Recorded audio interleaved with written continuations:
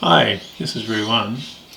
Today we're going to have a look at this Lockwood 334b45. Nice Australian lock with a very satisfying clunk on an open.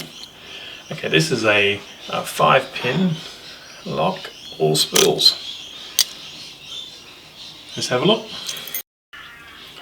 Okay, so we've got the 334 in the vise.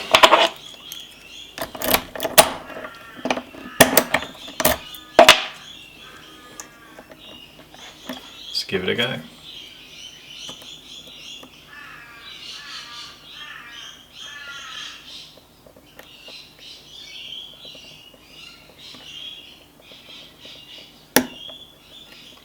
One.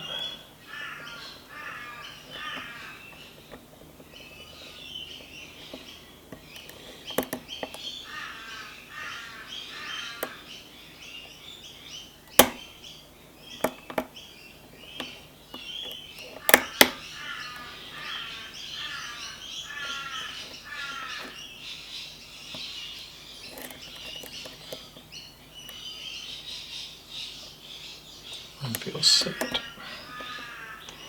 2. Okay, orientation on 2.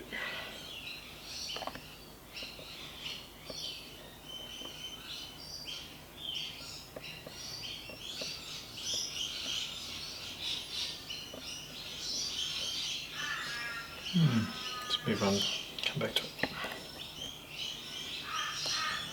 3 feels set. 4 feels set. 5 feels set. Just at pin 2. I think. 1 feels set.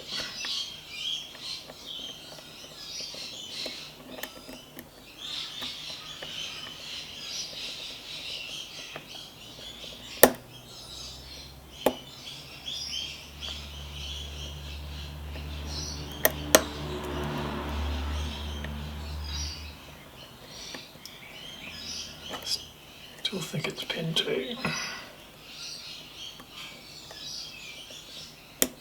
1 feels set.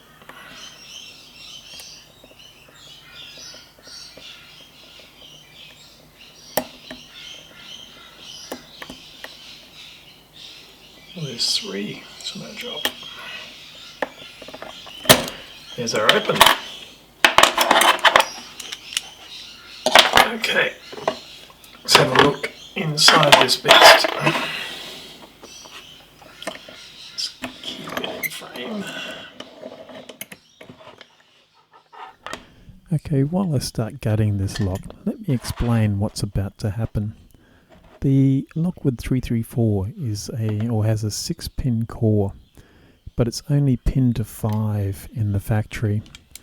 Now, when you gut a lock like this, you have to use either a shim or have the key turned.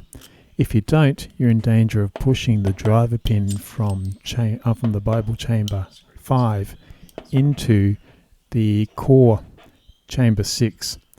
And if you're unlucky, you'll even push a spring in there. Now, either of these, the driver or the spring, can end up in the lock getting bricked. Now, to prevent this, like I said, you turn the key.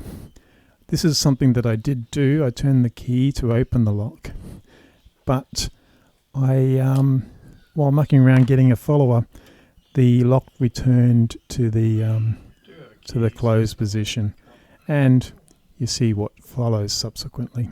Not quite locked up. Went the wrong way.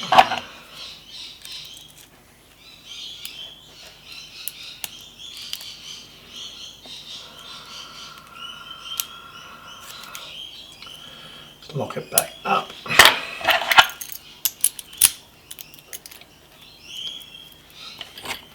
Follow onto that.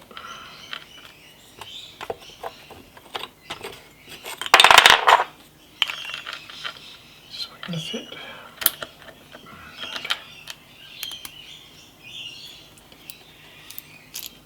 Okay. There we go. So okay. Pin 1.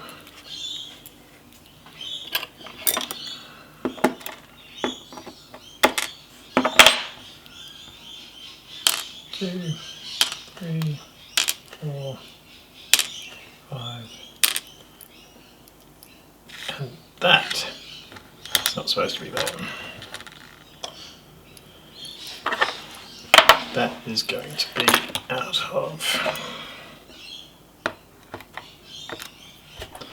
number 5, because I didn't turn the key before I started pushing that follower through. So okay, number 1.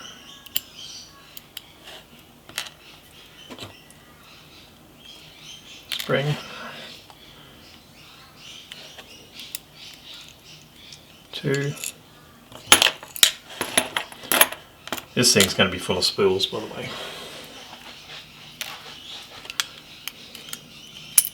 3.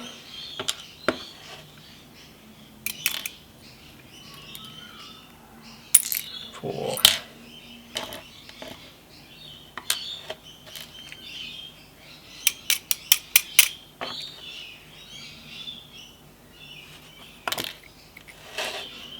And 5 is only going to have a spring in it. There we go. And 6 was empty, of course. It's only pinned to 5 from the factory. Okay, so there we go. Let's get these things organised. Give you a quick close-up.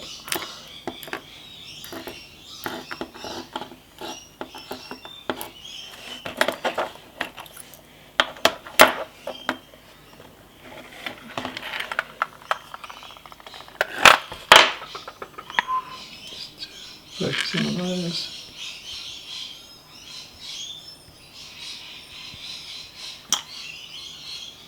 And there we go, that was the Lockwood 334b45. Thanks a lot.